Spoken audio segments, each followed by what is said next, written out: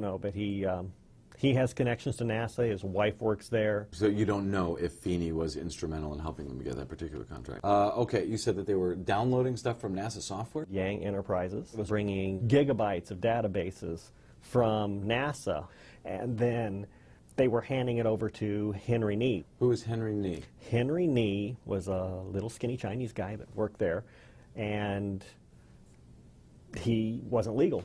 He was an illegal alien? Mm-hmm. Even while I was looking into the story, we then discovered the matter of Henry Nee. They finally arrested him for sending missile chips to China. Henry Nee was in fact arrested after a 4-year sting last year on 3 counts of attempting to send Hellfire anti-tank missile chips to China. And he admitted to doing it 20 times. And he pled guilty to one of the charges and admitted it was a slow year. So they only did this 10 to 20 times. And when he was sentenced in October of 2004, he was sentenced to 3 years probation and a $100 fine. Pretty weak, huh? He seems to think he's pretty much promised a green card as soon as he's done with his probation. To this day, Mrs. Yang, I understand, says that Henry Nee never worked at Yang Enterprises, Inc. That's one of the reasons you can prove that he was working on the project was the fact that they actually billed for him. They're sending timesheets to you saying, here's who worked on what and how many hours they worked and so forth. Correct. One of them was Clint Curtis. One of them was Clint Curtis. One of them was Henry Nee. One of them was Henry Nee. She was regularly shipping information off to her brother in China. She, Mrs. Yang, Mrs. the Yang. CEO. Okay. Right. Who was her brother in China? Her brother, according to her, she got drunk one time and she was happy, and she was telling me about her brother had been thrown out of the country for spying. Of course, she said he didn't do it, but he'd been tossed for spying, and then she's doing all this correspondence. She said it was video games, and I asked her, should you really be shipping all this stuff to your brother, since we have NASA contracts, and the government thinks he's a spy?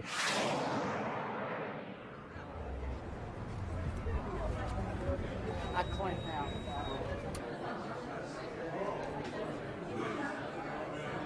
If you got every environmental group, every group you have, just say, we're not going to do anything else, we're going to make the vote system, and we're going to fix it.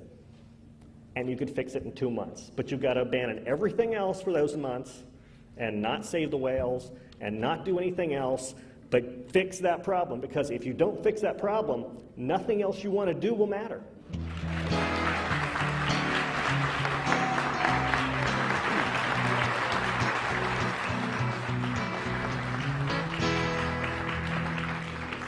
Thank you. I am pleased to follow that liar, Clint Curtis.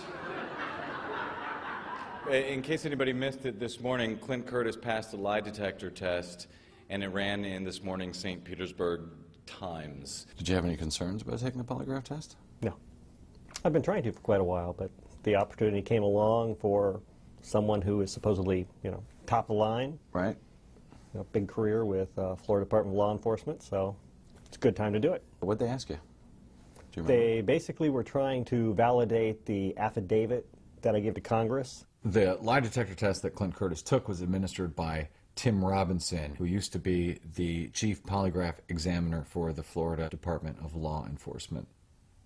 Clint Curtis was found to be truthful in all of his responses.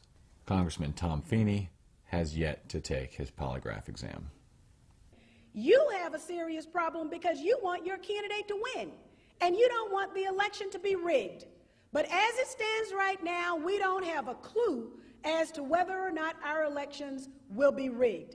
Hari Hursty was invited by election supervisor Ion Sancho to test the Diebold AccuVote optical scan voting machine in Leon County, Florida. Clint Curtis said that the program was never used. As far as he knows, it was a proof of concept. Is there anything about his concept then? From the touchscreen systems, all touchscreen systems out there, it's impossible for me to say if actually you can do it with all the machines. Definitely you can do it with the Diebold, both Diebold platforms. And the presumption here being that nobody gets to look at the source code. Well, in Diebold, I would say I would build it so that you cannot find it from source code even if somebody looks it. And that's, I mean, I wouldn't go to that area.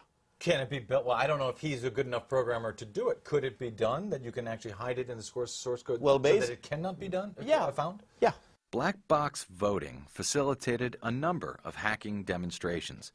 Congresswoman Cynthia McKinney was able to witness the vulnerability of a Diebold central tabulator firsthand.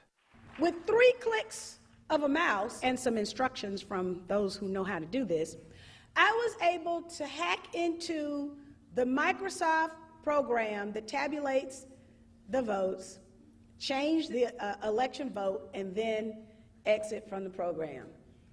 Now, I saw it, I did it, and so then that means that I kind of know that it can be done.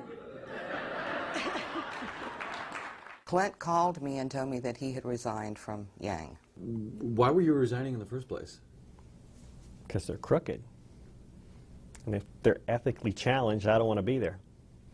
I gave him a listing of firms that we did business with and told him if he were made available through an existing contract, I would then be able to contract with him. So you went to the Florida Department of Transportation after Right. you left Yang Enterprises, Yes. correct? Yang had like an $8 million contract, right, with FDOT? And they found out I was working there, and they just went ballistic. They started calling all over the place, and I needed to call them as soon as possible. Who called you? Mike Cohen. So Yang is now calling you after you went to work at FDOT? Right. They were all in the room talking. I could hear them mumbling in the background, you know, and Mike was basically the voice Okay. coming out of this. Why are they calling you? They want to offer me big money to come back at first, you know. And then when it got to the point of, well, Feeney will find you a different job and we'll give you this $1 million anyway, it's like, why? They offered you $1 million. They offered me $1 million just to leave Tallahassee. And why didn't you take that? Because that's not right. Why isn't it right? Is there anything illegal about? Well, if you're they're offering you a job, it's $1 million. How much were you making when you worked at Yang before? 60,000? 60,000. Yeah. And now they're offering you $1 million. Now offering me $1 million. That's quite a price increase if there's not something illegal going on. Are they still looking for someone? Because I could Yang? use some. Oh, yeah. could you use some Yeah, money? I mean, if it's $1 million, You don't have to show up for the job either. I'll You have leave to come in. Tallahassee. Well, It's yeah. not a problem. He told you and others In the office? in the Oh, yeah. office about this phone call he received from Yang where they offered him. It was an ungodly amount of money. What did he tell you the offer was for? To leave DOT and keep his mouth shut. So I start talking to Mike Cohen. personally, Mike Cohen, The executive on the phone secretary. at night, you know, and trying to find out what's going on, you know. And basically he told me what was going on, you know. They had illegal aliens working there, you know. Henry was a spy. They were ripping off FDOT, you know, the whole routine. And it turned from, you know, bribes to, you know, we're going to have Ralph come kill you kind of stuff. Whoa, what do you mean we're going to have Ralph come kill you? Who's Ralph's a sniper. Ralph was a sniper. Now, in this is Vietnam. Ralph Thompson, the guy Ralph you said was Thompson, the VP at one time? the VP, right. Mike Cohen says to you that Ralph is going to come kill you? Well, actually, he says Ralph used to be a sniper. You know, you'd never even see it coming. But you know, Ralph is now 60. You might have been a great sniper in your 20s, Okay. but you know, crawling through the woods when you're 60 is not quite the same. Don't taunt Ralph. Don't taunt Ralph. No, this is being taped. You got enough problems. Certainly you go to the police, somebody has just told So you. then I go through the books. I have to have some sort of evidence because otherwise, What books do you go telling you through? What are nothing. you we're talking about? well, since I worked in the same department where the billing had come in, Okay. I started looking through the contract, and they had been overbilling for me for years. And they were billing like 40 hours a week for forever. Were you working 40 hours a week on No, the Yang contract? not at all, not even close. Working on the NASA contracts and the ExxonMobil contracts, and But you were working 40-hour weeks, essentially? Mm-hmm. And all of that time was being billed to Yang, even though you were not doing all your Right. work for FDOT? they even billed for a couple of days after I had left them and was working at FDOT. So I told Mavis Georgalis, and she said, well, we need to go to the Attorney General's office. You and Mavis Georgalis together? Yes. She went up with me and told the story, and I told my part of it. And the Inspector General was whom? Ray Lemmy. What complaints were made with Raymond Lemmy? Improper invoicing on the part of Yang Enterprises. Improper political influence. Because of coming Tom. down from Tom Feeney I see. through my immediate supervisor, Nelson Hill, on behalf of Yang Enterprises, and the use by Yang Enterprises of unauthorized